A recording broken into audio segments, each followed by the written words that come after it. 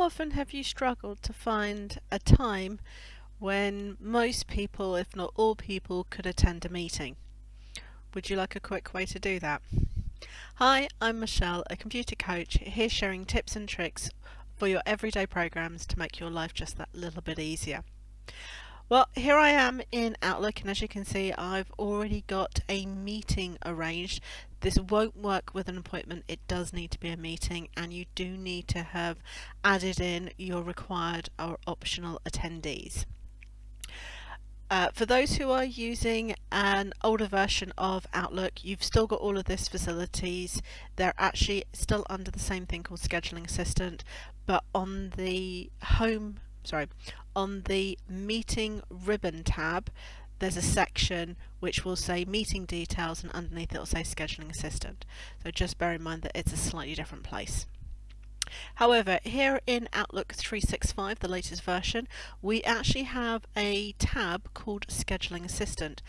As I click on there, it then shows me my start and end dates and times, and I can change that here as I want to, and then I've got the list of my required attendees. Now, of course, this really needs to be on a network. So for example, if you're in your business, this should be picked up. Even if you can't see the details, you should still be able to see people's free and busy time, which does that for you. I would then be able to see free and busy time, and I could change simply by clicking, and I can extend it. So I can do that either here, as you can see, through the mini calendar, or I can do that at the top, whatever is easier. But the one that I'd really like to show you is auto pick. So you can actually get it to do it itself. Now, it's because of the auto pick that the required and the optional attendees become more useful. As you click on auto pick, and remember it's lower down on the screen on the older versions, you can choose, are you looking for just required people and a resource if you've got it, or all people plus the resources. This is why it's important, if people need to attend, that they are put as a required attendee, and if it's up to them, if they want to, they're added in optional, so that you can actually pick on that. Based on this, I can simply choose what I need, and you can see it then starts selecting things for me. Now this also dovetails into your working time, and if that's something you're not sure how to do, I'll link in the iCards above how you can actually set your working days and times, which is where this picks it up.